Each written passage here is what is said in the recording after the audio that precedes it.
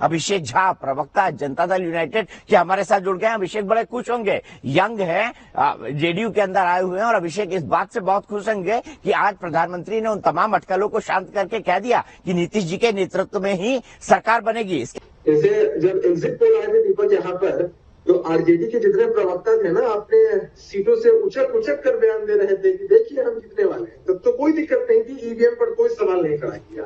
लेकिन जैसे ही ये लोग पिछड़ने लगे, अरे ईवीएम पे आपको दिक्कत नहीं जनाब, तो जैसे ही आपने रुझानों में भी लीड ली, उस वक्त आपने एतराज क्यों नहीं जताया? उस वक्त तो आपने एतराज जताया नहीं और अब हार गए हैं। तो इनकी स्थिति कैसी है? वैसी ही है जैसे कोई पढ़ने वाला बच्चा अगर नहीं है, परीक्षा देता है, जानता है कि फेल होगा, फेल हो भी जाता है, तो अपने पेरेंट्स के पास झूठ मूठ का बहाना बनाकर होता है ये नहीं हुआ, तबीयत खराब थी, पेट में दर्द था, सिर में दर्द था। और दूसरी बात, मैं बड़ा व्यक्तिगत रूप से लोगों का सम्मान करता हूं, लेकिन लोजपा के लोग अगर आरजेडी पर आक्रामक होते हैं तो अच्छा नहीं लगता है। अरे भाई, आप दोनों ने तो एक ही मंशा से काम किया ना, एक ही सिक्के के दो पहलू बनकर। लोजपा राजद की भी टीम बनकर लोजपा ने काम किया इस चुनाव में, तो वे लोग अगर आक्रामक होते हैं तो जरा भी अच्छा नहीं लगता है। अरे अगर लोजपा सहयोग नहीं करती, थोड़ा टाइम दे दीजिएगा इनको, मैं जवाब दे देता हूँ। सचमुच का सहयोग अगर आपको करना होता है तो सचमुच आप भाजपा को बना सकते थे नंबर 1 की पार्टी यहाँ रहकर, लेकिन आपने तो आरजेडी को नंबर 1 पार्टी बनाया है। चिराग पासवान जी की बातें भी मैं सुन रहा था।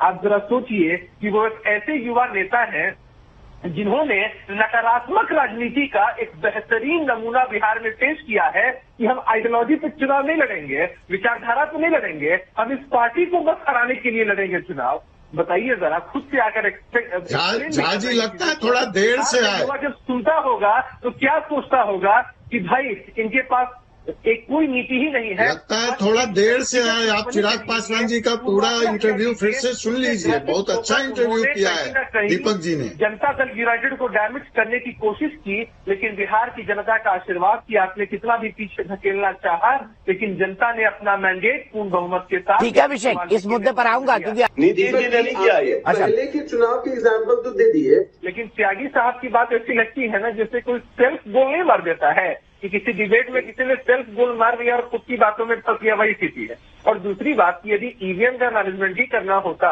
तो ये आंकड़ा 125 क्यों आता, 150 क्यों नहीं चला जाता? और क्यों नहीं हम चाहते कि तेजस्वी जी और तेज प्रताप यादव जी हार जाए? तो भाई बातें हम लोग ऐसी करें जो एकदम देश पर आधारित बातें हो। भाई अगर ईवीएम है, और दूसरी बात दीपक जी, जहां तक मेरी जानकारी है, ईवीएम की जो प्रथा आई वो कांग्रेस की रिजीम में ही आई। तो भाई आप अपने साथी को क्यों नहीं कहते हैं कि ईवीएम के बारे में तो लेकर के आप ही लोग आए थे चुनाव में, और अब जब आपको दिक्कत महसूस हो रही है तो इसको क्यों नहीं व्यापक स्तर पर उठा के हटा देते हैं? जहां आप जीतते हैं वहां कोई दिक्कत नहीं, जहां हारते हैं वहां तो भाई हम आज सवाल कर देंगे। वही कल बिहार में भी देखने को मिला हम लोगों को, आदरणीय मनोज झा जी के नेतृत्व। ठीक है।